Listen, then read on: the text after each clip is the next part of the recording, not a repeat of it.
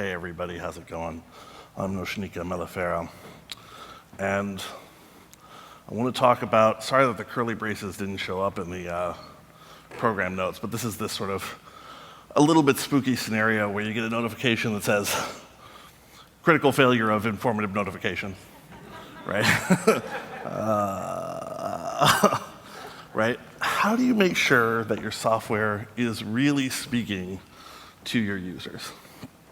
And so, to answer that, we start with an even more basic question, which is, where does your application occur? So, I was a backend developer for several years. I know where an application occurs. It occurs entirely on the database, right? It's just a table. It's just a table getting updates, right? Well, no, right? That's not the database when it gets applied, right? Then it's the application.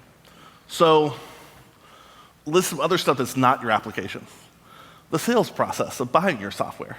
The cool consulting conversations you have about how this is going to change your thing. The way that the customer maybe changes some of their processes to use your software, right? These are all not like where your application occurs. So we probably all agree about that. So the answer to where our application occurs, where all the technology that we built behind something is actually meeting the user, right? As a developer, it's really obvious. It's here, right? It's in our application. Whatever that looks like, right? Whether it's on our phone, whether it's on a browser, whether it's on a dedicated device, nested inside of something else, right? The user experience, the experience of our application happens once someone opens our application and looks at it. That should be straightforward enough. So we think of our experience as what's inside the application. And we really heavily optimize this, right? Like we do all these samples and demos and we look at all these different versions. I know, of course, a lot of us are not user experience people. I promise I'm getting to something here. But we've all been touched by this. We've all had to do the underlying technology work to make sure that this experience is working correctly. And one thing I'd note about this part of the process is that when someone is saying, hey, I want to make the user experience inside our application better, it's probably not okay to say, chief, we can't do that, right? That'd be loading user data inside of the classroom view, and that's just too much work for us, and we don't feel like doing that. Right? It's like, no, that's going to make a better user experience, so the technology underlying our application has to support that action, right? We don't get to just say, oh, that feels hard, or that would take a 2-week spike, so we just cannot do it, right? So, talking about technology supporting this experience, we even try to this is just a stock photo of there's no real data here, sorry, this is just a fake pretty version of data, but we may even try to prove that we have the best user experience within our application, right? We may do underlying work to say, well, now 20% of new users, when they get to this front page, they correctly go on to the first action, right? Well, this one feature within our application is getting used a lot because this percentage of users with this level of maturity, right, go and use it, right? So we even try to prove to ourselves, yes, our application is the best because we have the best user experience inside of our application. And here's another area where if we say, hey, I want to measure, record, see how people are doing inside of our application, it's another area where we, the technologists, don't usually get to say no, right? Oh, no, we're not going to measure that because it feels hard, it's too expensive, whatever, right? We have to do our best in this area. So what I'd encourage us to do is reflect a little bit on the experience of being a user of whatever application, be it a mobile application or a desktop application.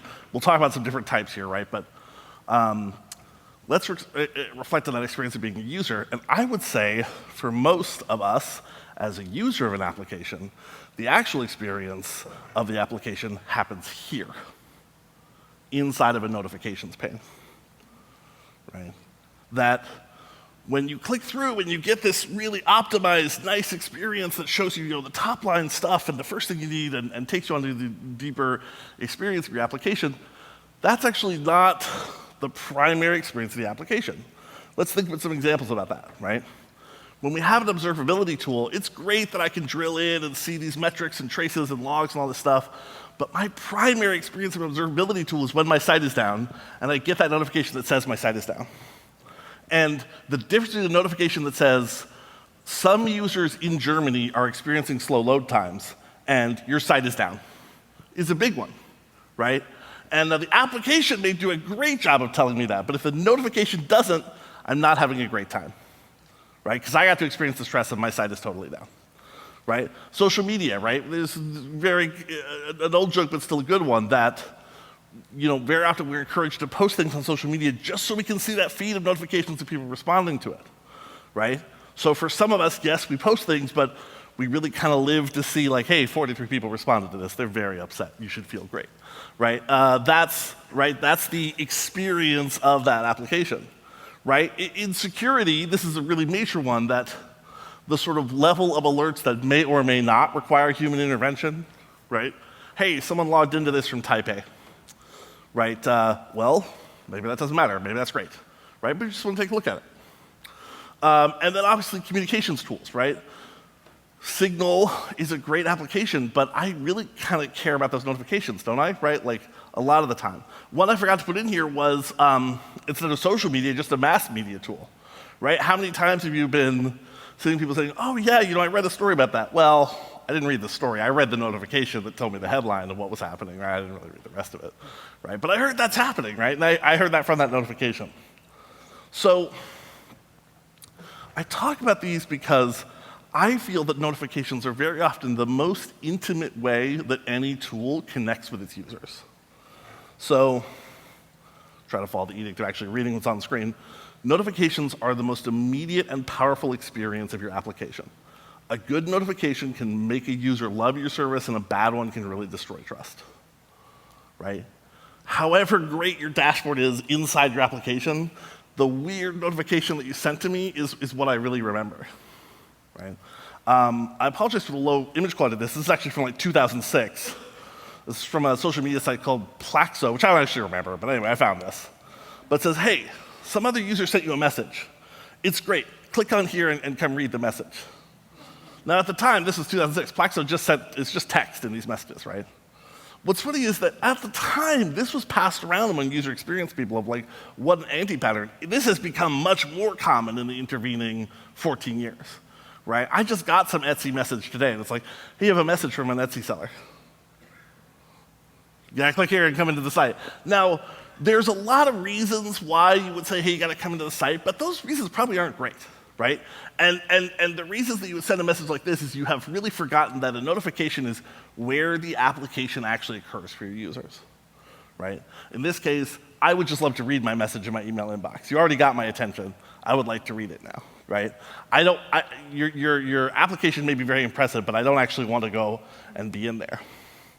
Okay, so how does this matter to us? Because again, most of us are not, writing copy for notifications or designing the graphics that show up in an email, but we absolutely can enable this in our work. When we think about what makes a good notification experience, it is almost all about the technological underpinnings of that experience. So one of the principles is to be timely, and I apologize, this super does not show up well. So this is a notification that you get within YouTube. I would make fun of people now who send bad notifications, but they're all huge people. They'll never see this or care, so don't worry. Someone gets a notification within YouTube. It's 32 minutes ago, oh, we got a big update for this soccer thing, and soccer stuff is like up to the minute, right? Oh, 32 minutes ago, we got a notification saying you should check out this video. You click on the notification, it's a video from a day ago, right? So that's not a great experience. And timeliness varies quite a bit from tool to tool. If it's breaking news about where the World Cup's going to be, that really might be like 5 minutes really matters. Hey, you're notifying me about a story that's an hour old, maybe it's not that great an experience. Hey, this many people responded to your post? Yeah, maybe you can wait an hour, right? It's not a big deal. But thinking about what the user experience is going to be really affects how timely you're supposed to be. Is there probably water hidden back here? Oh, that's so good. That's good news. I haven't given this talk before. It's like, it's supposed to take 20 minutes. I was like, I hope I don't take like 9.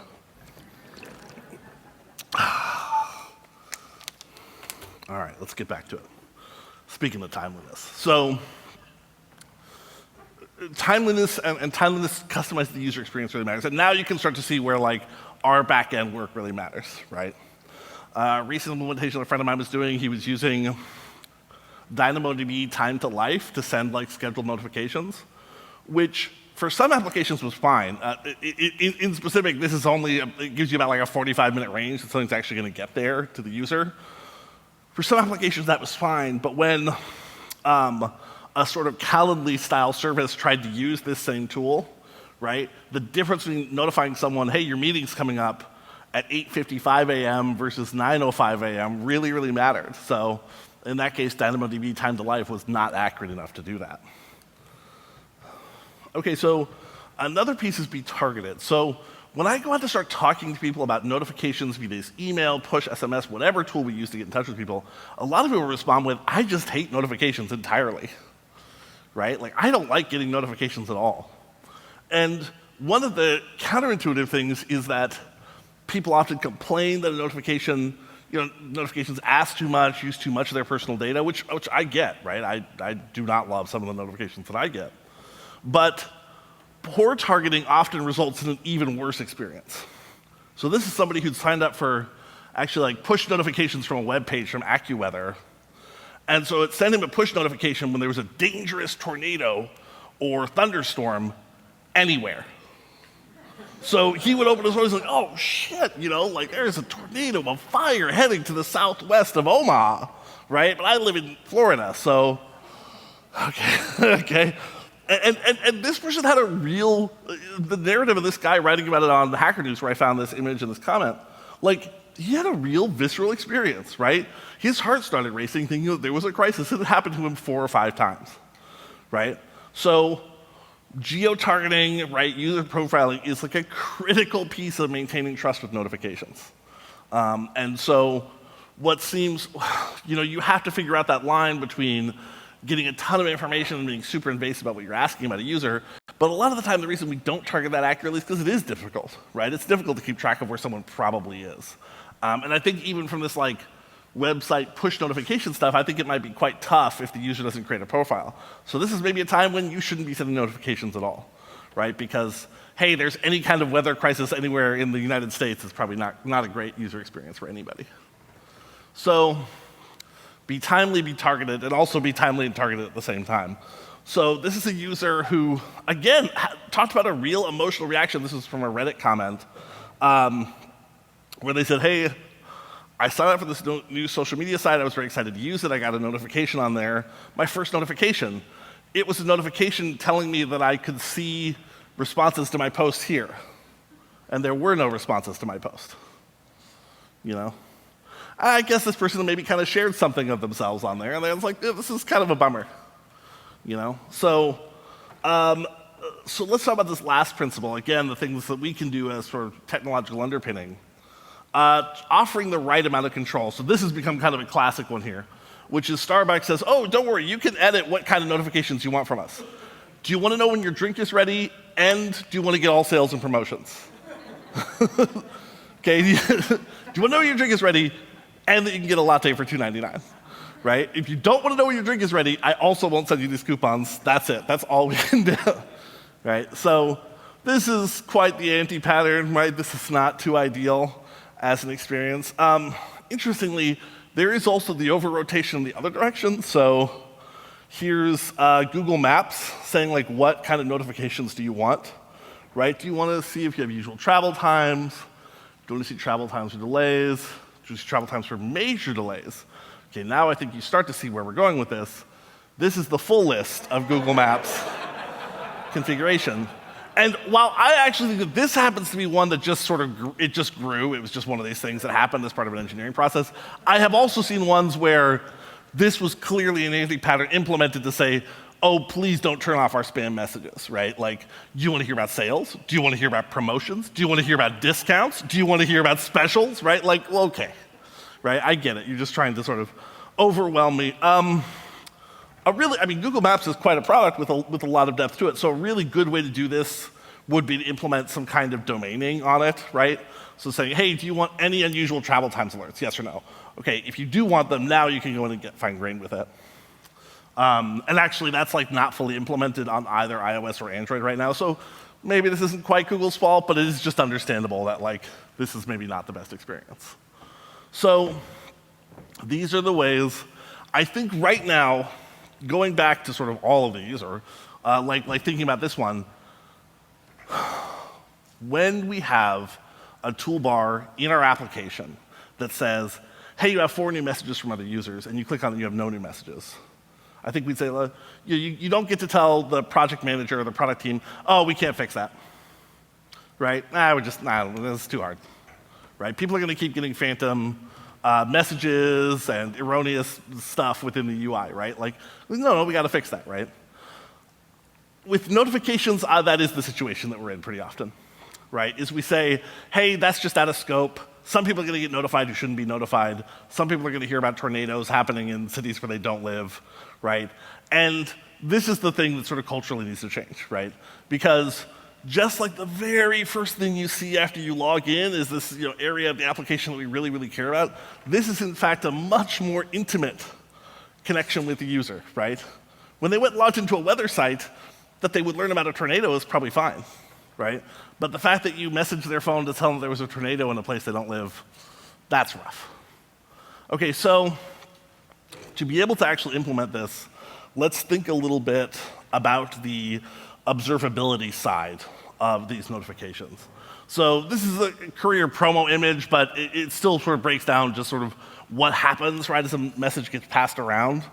And in that process, let's talk about the things we'd like to be able to observe to handle this situation, right? So, hey, I didn't get this critical alert from your service. Hopefully you are, right, from your product, sending alerts that actually matter to people. So, the other side of, hey, I want this thing to be timely and targeted and useful is what do you do when someone says, hey, I didn't get this notification that I was expecting? And another one, I didn't put it in the slide, but pretty common with some of these behaviors that we mentioned is someone says, well, some users report that they're getting alerts for Texas when they live in Florida, right?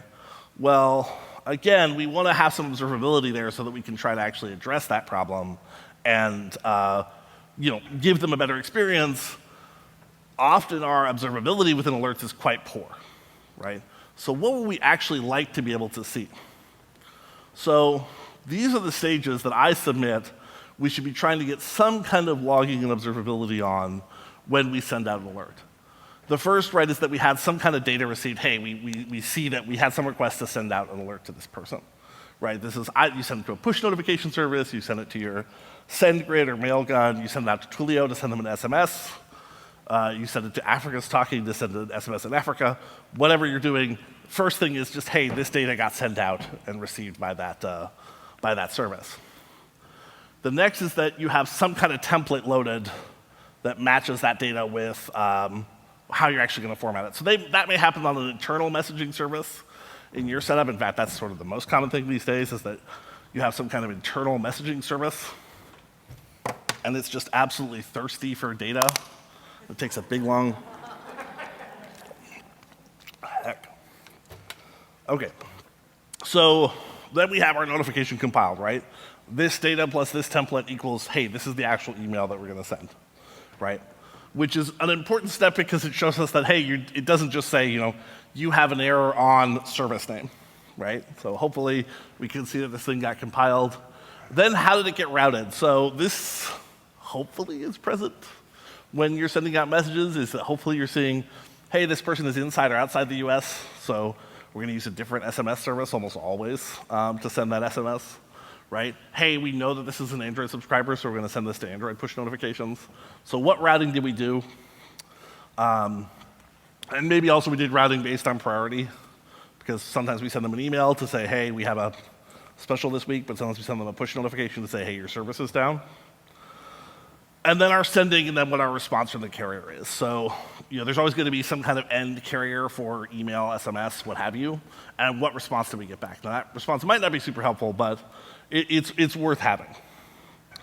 So next I would ask about, if we have all these stages of observability, we want to really make sure that our software is speaking to our users to think about who owns notifications. Because this is the other source of a lot of this confusion and difficulty, is that sometimes notifications end up being this thing that's like, this is your problem. I mean, what's a pretty common, sometimes I forgot to put this anecdote at the beginning, but a pretty common situation when you have some pretty critical notifications from your tool. Example, when a new user signs up, I want to message them after a couple days to say, hey, did you try out the blorp tool that's in our thing, right? Did you send a blorp? Did you receive a blorp? Have you tried the blorps? And the solution for that, again, this stage is really critical. It's like no one quite owns these notifications.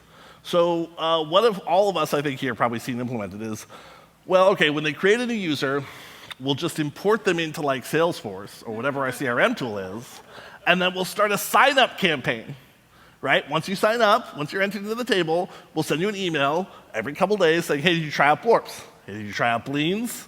Have you tried your floops, right? Have you tried all the things, right? At some point, somebody comes back and says, sometimes people sign up, they sign up at our hackathons, and we take them through blorps, floops, and fleams immediately. So if they've already used blorp, floops, and fleams, we don't want to send them this email about, hey, have you tried blorps, right? So then they're like, okay, so when they signed up, they got imported into Salesforce, and they started the sign-up campaign. So what do we do now, right? I guess now we start telling Salesforce every time a user does something in our interface. We set some integer to increase monotonically as they get more mature, and so then we take them all. Oh, boy. And this question of who owns notifications, right, really starts to get tough because marketing probably doesn't care at this point, right? Marketing is like, hey, we got the person signed up. We got them all this stuff to get them more excited about the product. So they're probably not that excited to do a bunch of complicated logic about how to send this to stuff. So I would say that when we're talking about who owns notifications, it really should be product. And so anything we can do to give product actual control over what's happening is really going to matter, because your product team is probably not in Salesforce or Zendesk or whatever else, whatever other tool. So it's a really good idea if we can put this stuff into product's hands. Okay. So wrapping up here, those values again, right? Be trustworthy, be timely, be trustworthy and timely at the same time. Be targeted and offer control, or offer the right amount of control.